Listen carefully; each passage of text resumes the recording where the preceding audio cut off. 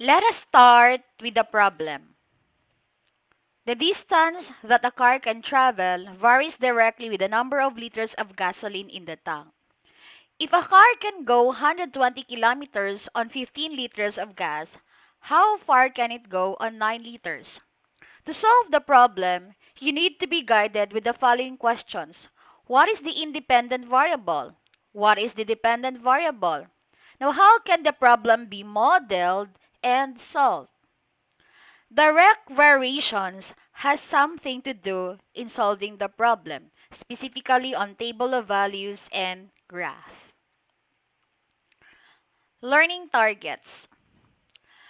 At the end of the period, I expect that you can confidently say that you can translate into an equation a relationship between two quantities given table of values and a graph.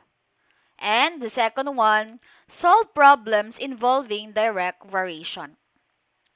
In direct variation, the phrase y varies directly as x or y is directly proportional to x means that as x gets bigger, so does y, and as x gets smaller, so does y.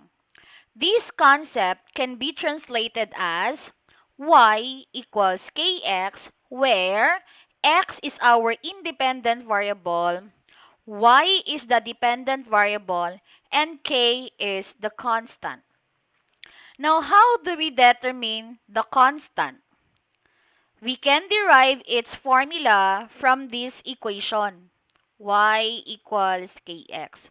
So let's copy it again. We have y equals kx.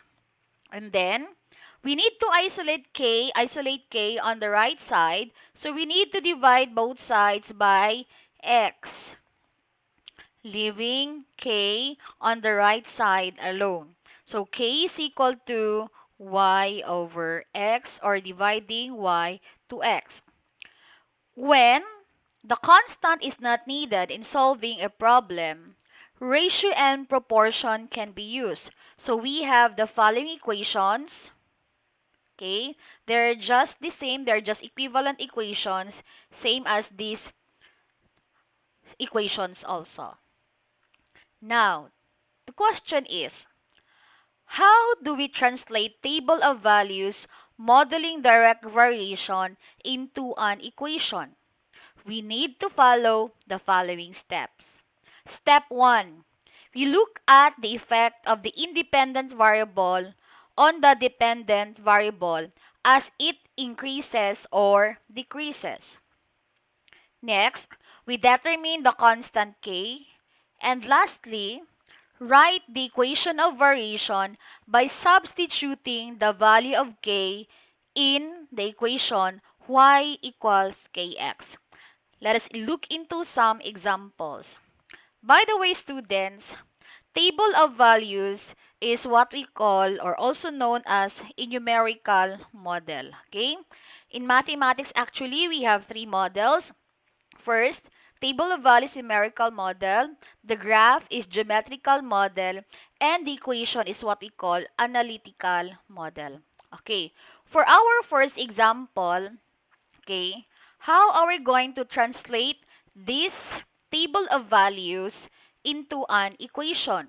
So we need to observe first the values of x and y, and then determine the constant, and then write the equation. Okay. So let's have first look into the effect of x to the values of y. So, as the value of x, 1, 2, 3, 4, increases, okay, let's observe from top to bottom, the value of y from top going to bottom, it also increases. Now, let's look into the constant k.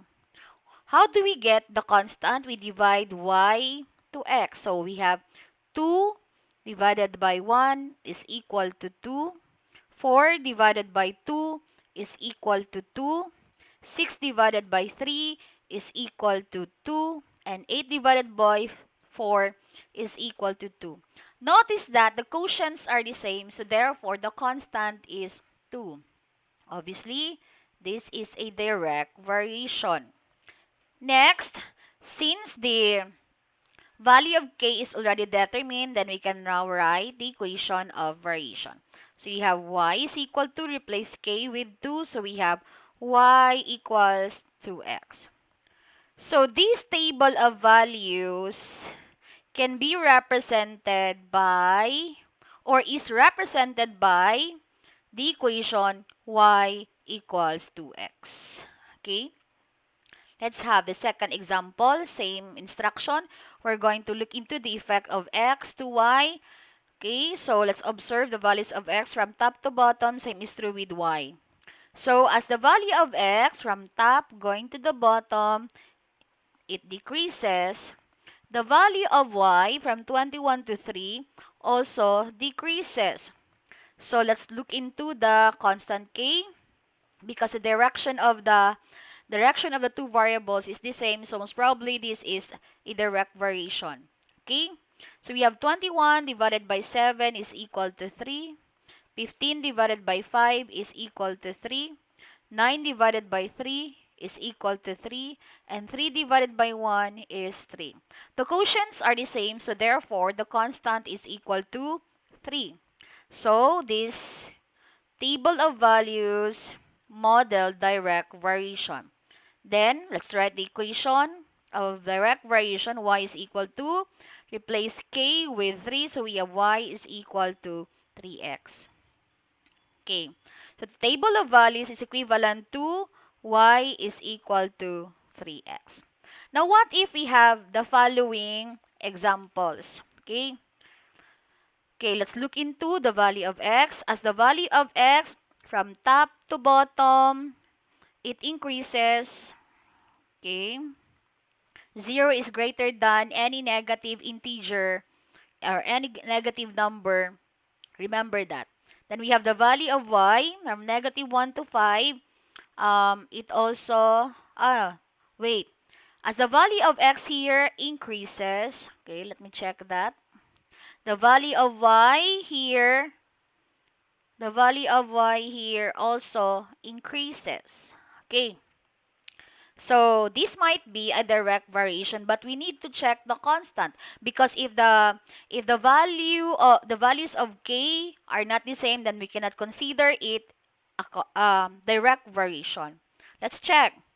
Negative 1 divided by negative 3 is positive 1/3. How about second ordered pair?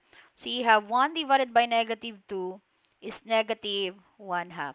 Notice that the quotients are not the same. So we cannot say that the relationship that exists between the two variables x and y is direct. So this is not direct.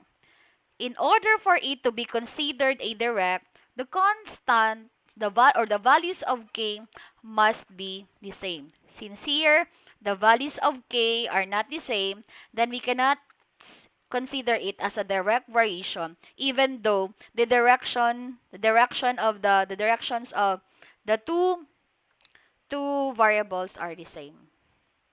Okay? Let's have another item. Okay? We have 20 going to 5. So, as the value of x decreases, the value of y, 1/2 to 2, that is increasing. So, obviously, this is not direct. So, need not determine the constant. Okay? So, that's it. What are we going to do to translate a table of values into an equation? We need first to observe the effect of x to y as it increases or decreases. Then after that, if the directions are the same in both x and y, then we are going to determine the constant. After determining the constant, we write the equation. Let's have some exercises. Okay, kindly open your book on page 195, activity number 3, skills practice. You're going to do the same thing as what we did in the 4 items. Okay, I'll be giving you 5 minutes to do this. What you're going to do is pause the video for a while and solve it. Then after solving, play the video again to check your work. Pause the video now. Okay, let us now check your work. Okay, in item number 1, let's observe the value of x. As the value of x increases, let's look into its effect on y. The value of y decreases. You might say, Ma'am, mas malaki ba ang negative 40 sa negative 30, ma'am? No. Always remember, students, that in the real number line, okay, we have here 0. Numbers to the left of 0 are lesser than 0. So we have here negative 30, negative 40. The farther a number from 0 is, the lesser is its value. So therefore, negative 40 is lesser than negative 30. So the value of y is decreasing. You look at the directions of x and y, they are different, so we need not determine the constant, so we can say directly that this does not represent a direct variation. Next, item number 2. Okay, as the value of x, 3 going to 12, that is increasing, and then the value of y from 1.5 going to 6, that is also increasing. Let us check if the values of k are the same. 1.5 divided by 3 is 0.5 or 1 half. Then 2.5 divided by 5 is 0.5. 4.5 divided by 9 is 0.5. 6 divided by 12 is still 0.5.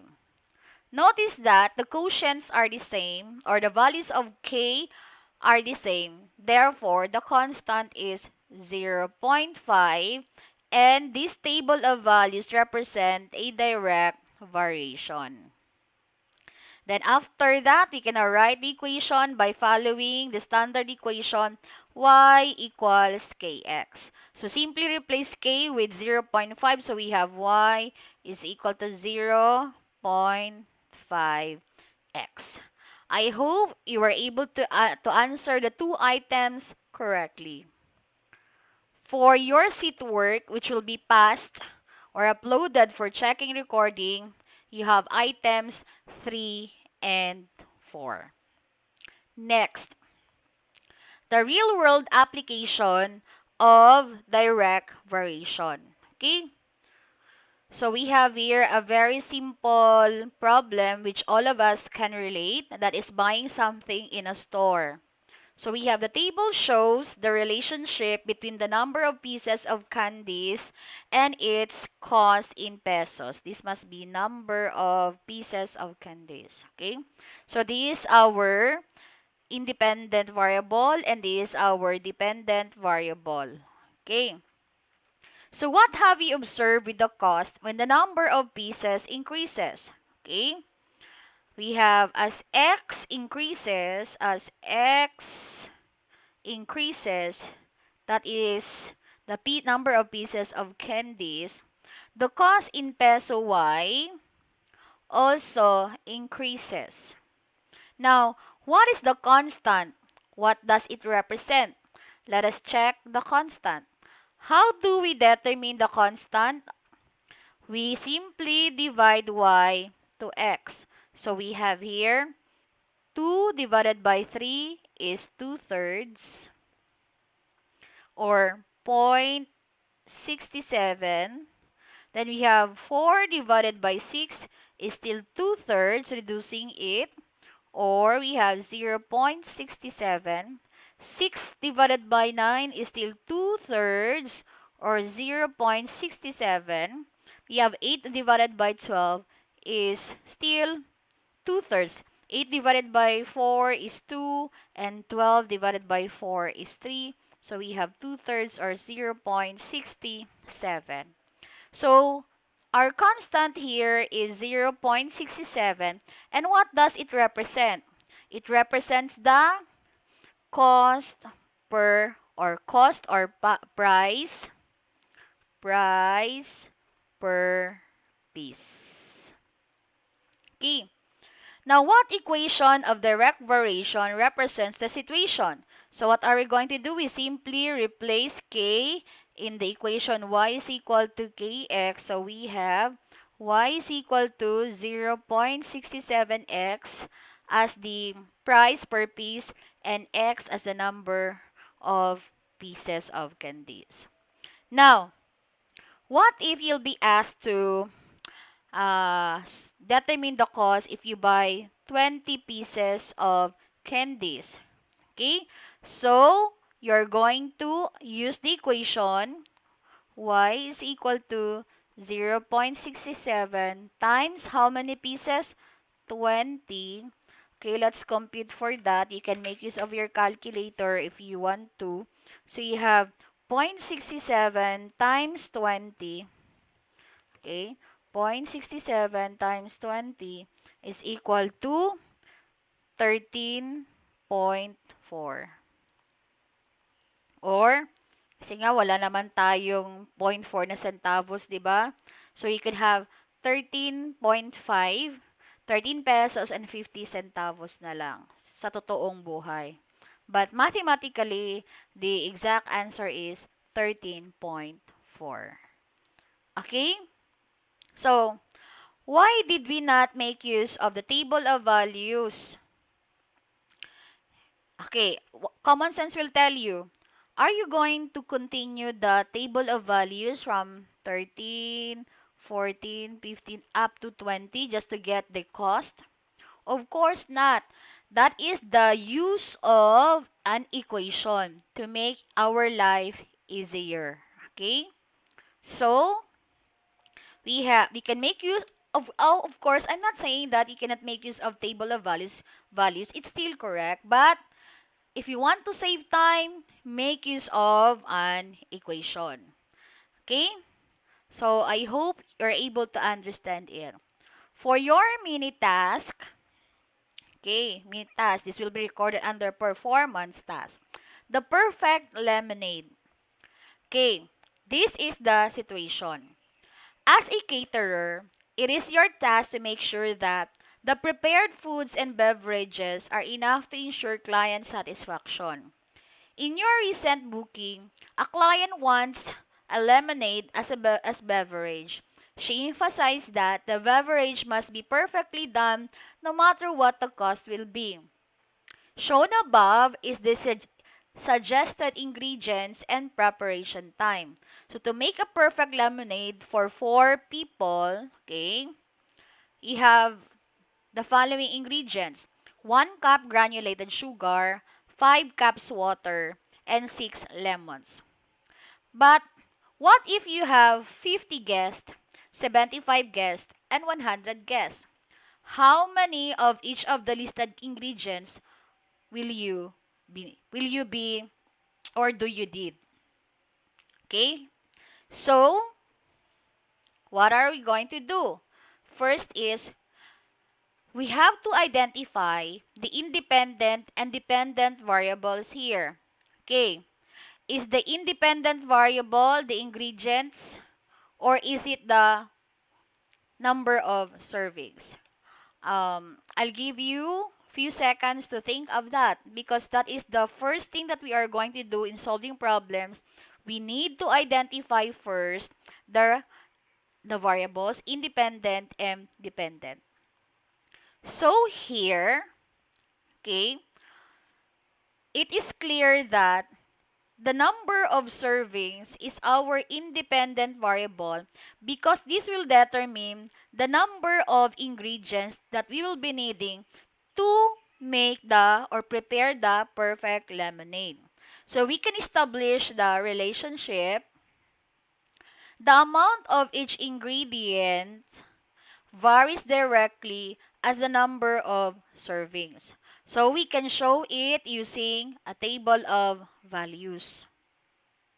Okay.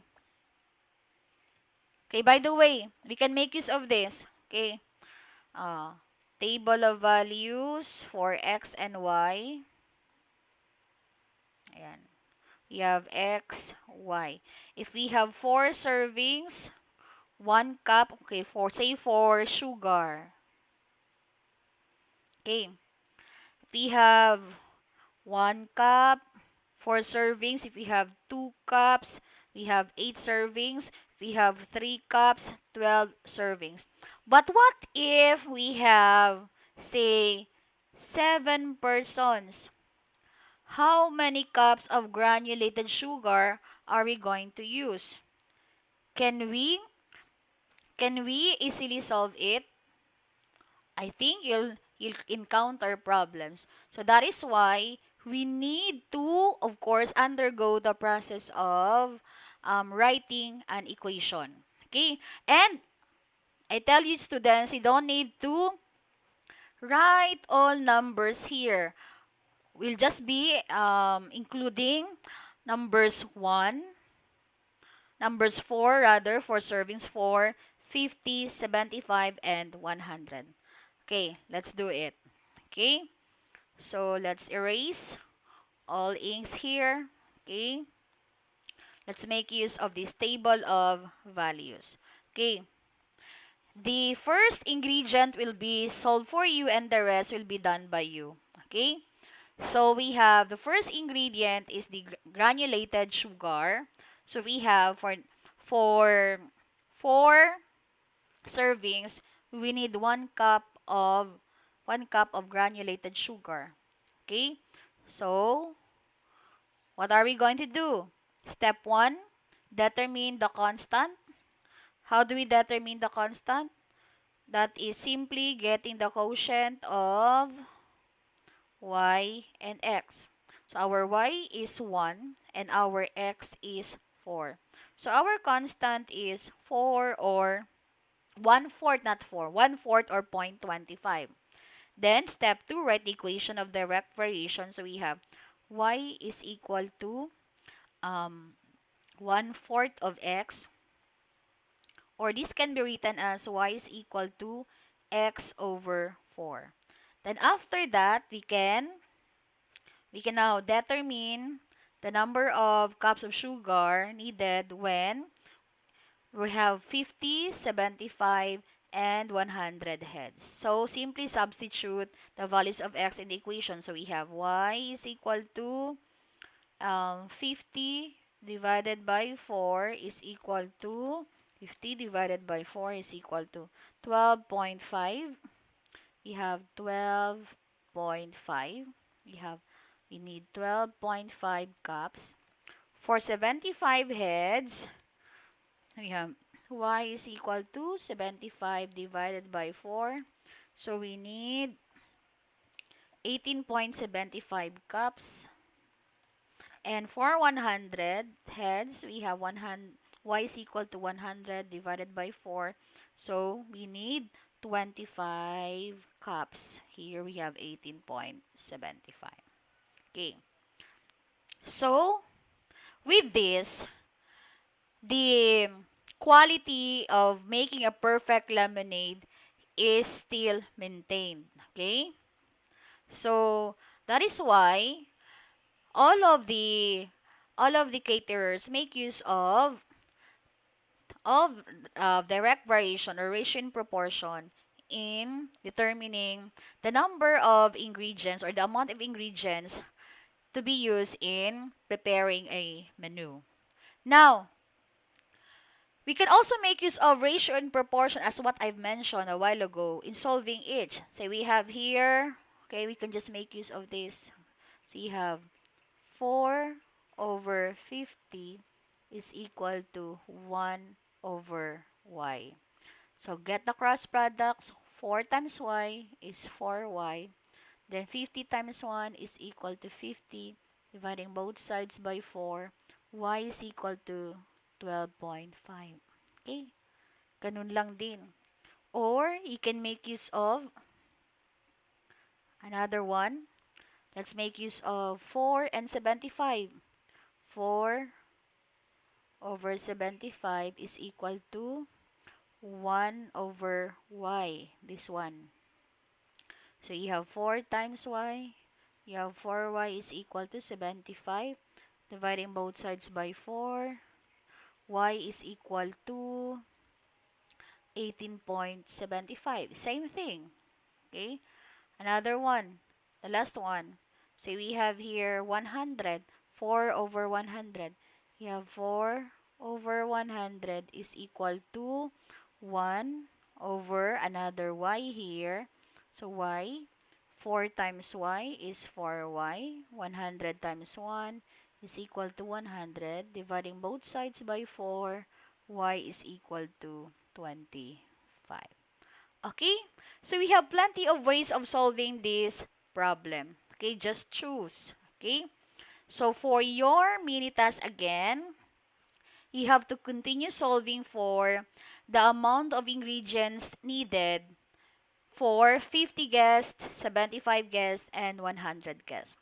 These are not found in your book, so you're going to copy it in a piece of paper, pass it, or upload it in vSmart. Okay?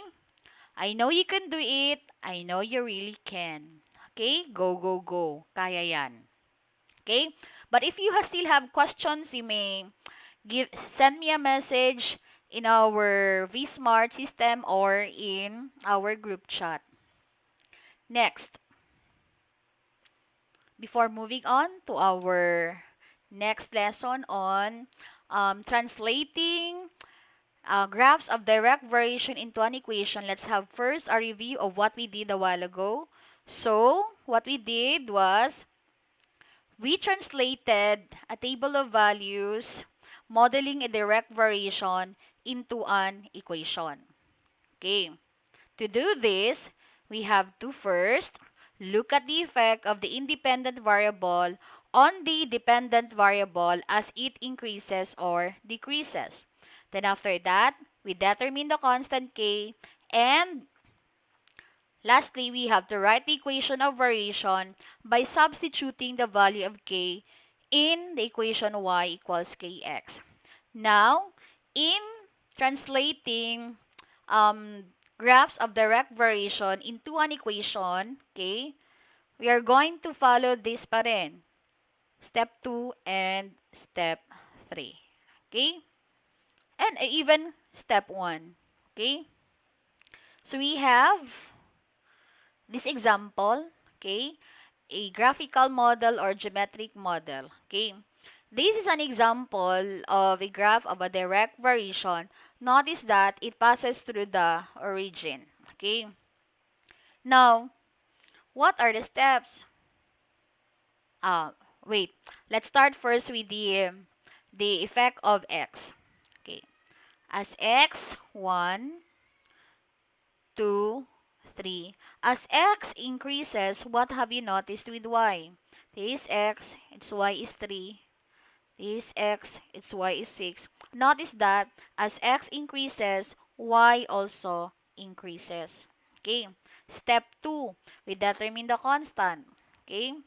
So we have um, y is equal to kx. How? You cannot see any numbers here. To see the numbers to be used, let us identify the coordinates of the given point. Okay. In determining the coordinates of a point, let's start with x. The x coordinate is 2, while the y coordinate is 6. This is our x and this is our y. So we have y is equal to bakit ganito? The equation is wrong. So this must be k is equal to y over x. So we have y over x. Let me erase this one. Okay, eraser. Let me erase this one first. So you will not be confused. Okay, so let's go back to our constant k, which can be determined by dividing y to x. So we have our y is 6 and our x is equal to 2 and that is equal to 3. You might be asking me, Ma'am, bakit yan ang ginamit mo. Pwedeng iba naman. O, sige, ito gamitin natin. Yan. Sige, anong coordinates? 1 ang x, ang y ay 3. Will we get the same value of k? Let's find out. K is equal to y, that is 3 divided by 1. It's equal to 3. So the value of k is still the same. You might be asking me again, ma'am, bakit ito ma'am hindi pwede ma'am? Pwede yan, kaso lang, hindi natin sure kung ano yung real number na ma-assign sa coordinate ng x. We are not so sure. That is why we just make use of those points that lie in the intersection of the grids. Nakuha na. Okay? So, another step is write the equation of variation since we are already determining the value of k. So, we have y is equal to kx. Simply replace k with 3. So, we have y equals 3x. So, this graph is represented by y equals 3x. Okay? Another example. Okay? Obviously, as the value of x increases, the value of y also increases. So how do we write it? Write its equation. Step 1, determine the constant. We can choose any points on the line as long as the point lies in the intersection of the grid. So we can make use of this point. Another point here. And another point here. So we have y is equal k rather is equal to y over x. So what are the coordinates of this point? So we have 8, then we have 4. So we have here 8 divided by 4. Oh no, it's wrong. 4 divided by 8 is equal to 1 half. Let's make use of this. X is 4 and y is 2. So if we make use of that, k is 2 over 4, so it's still 1 half. Okay? It's 1 half for all points here. Okay. Next. Step 2, write the equation now. You have y is equal to kx, y is equal to 1 half of x, or y is equal to x over 2. Very easy. Okay?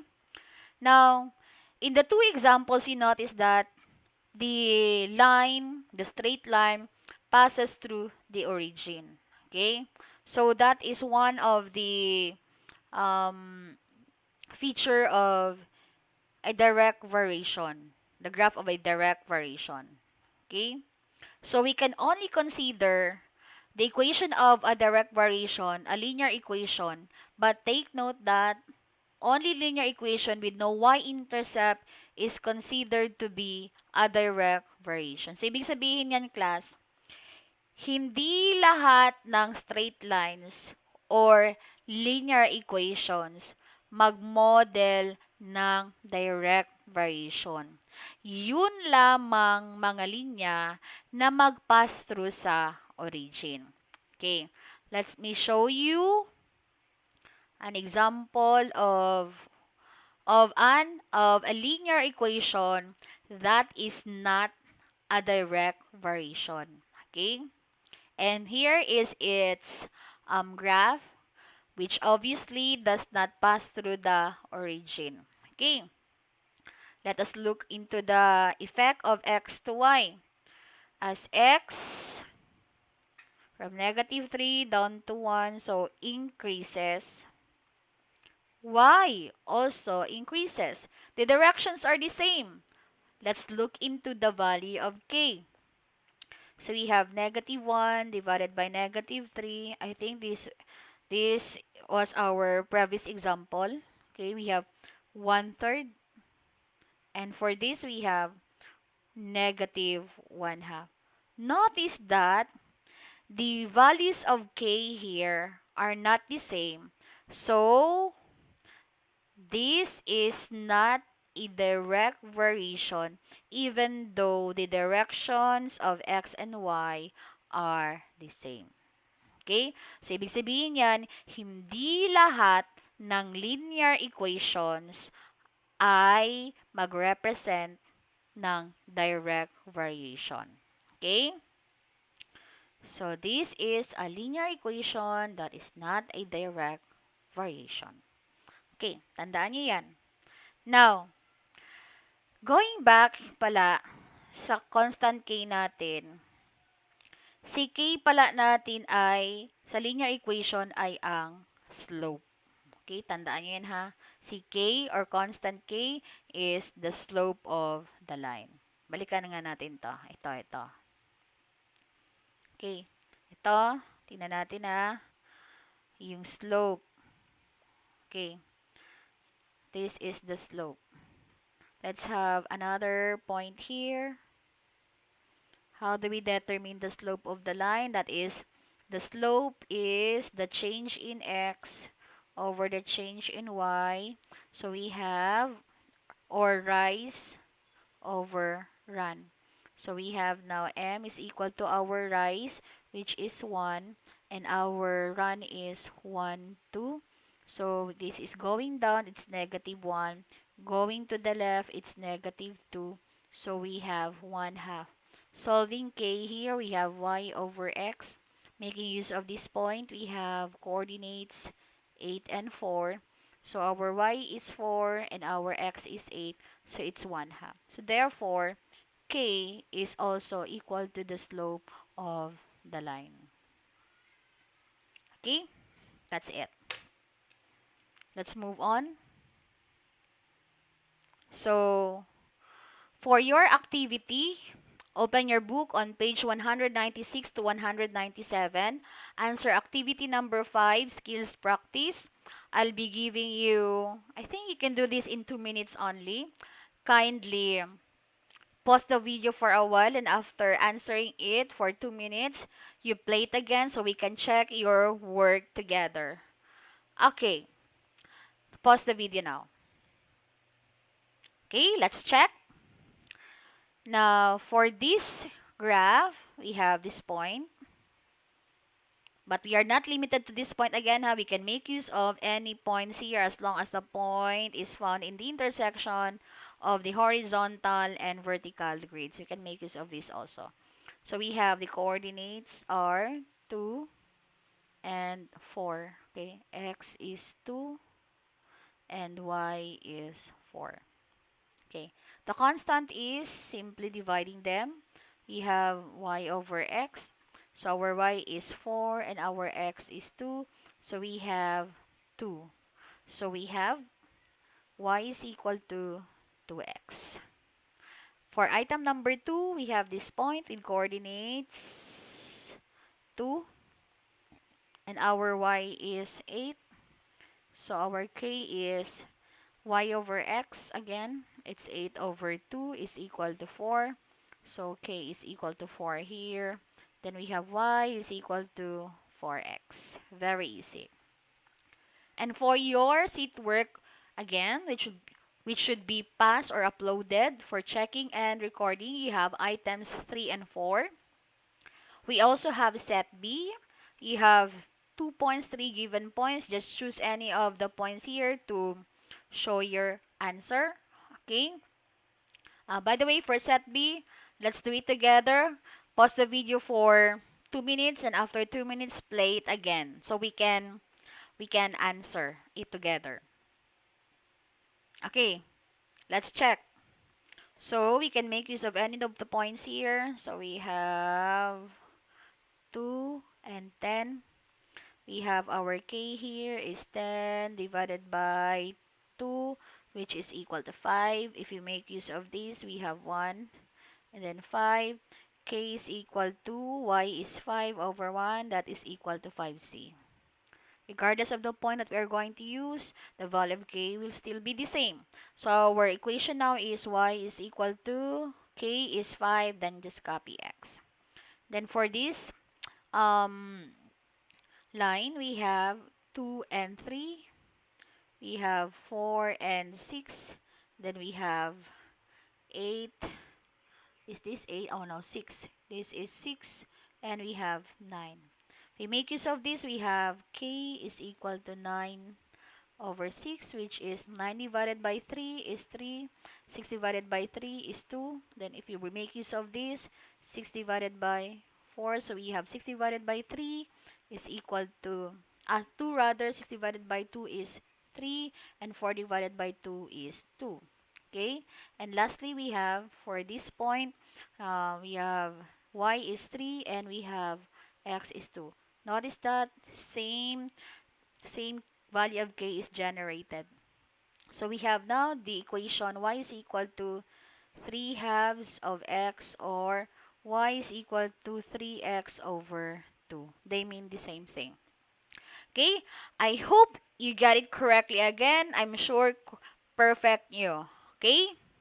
For your seat work, which will be passed or uploaded, we have items 3 and 4. Okay? So let us now go back to our problem presented at the start of the lesson. So we have here, the distance that a car can travel varies directly with the number of liters of gasoline in the tank. Okay. If a car can go 120 kilometers on 15 liters of gas, how far can it go on 9 liters? Let's make use of a chalkboard or a blackboard for solving. Okay. Now, students pala, meron palang technique dito. Usually kapag direct variation problem or any variation problem, nauuna parati yung ating dependent variable. So, ang ating dependent variable ay ang distance. Let me make use of a white colored pen. Oh, I cannot change it.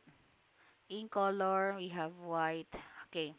So we have here the distance that a car can travel is our dependent variable. Parating nauuna ha, followed by the number of liters of gasoline.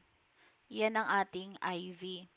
Ngayon, para mas madali natin siyang ma-translate into an equation, just make use of the initial of the variable. Say, sa dependent variable, we make use of D.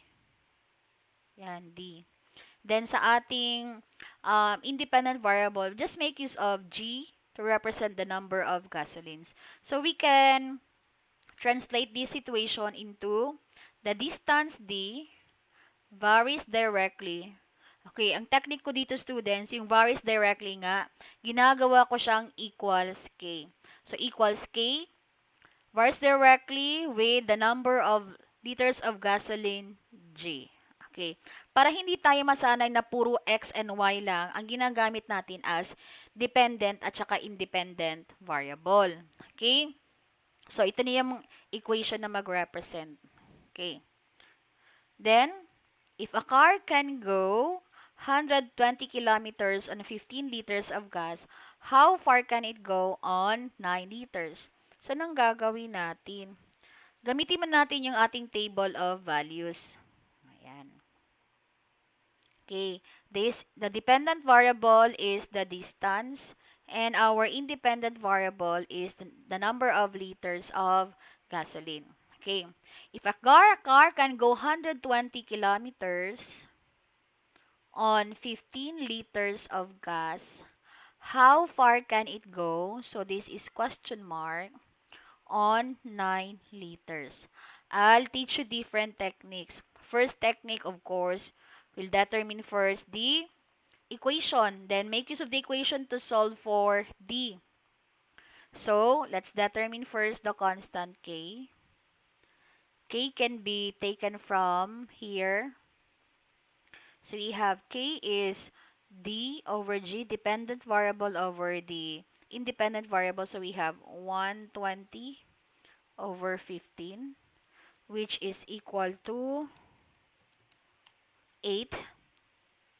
Then, our equation now is, going back here, our equation is D is equal to 8G.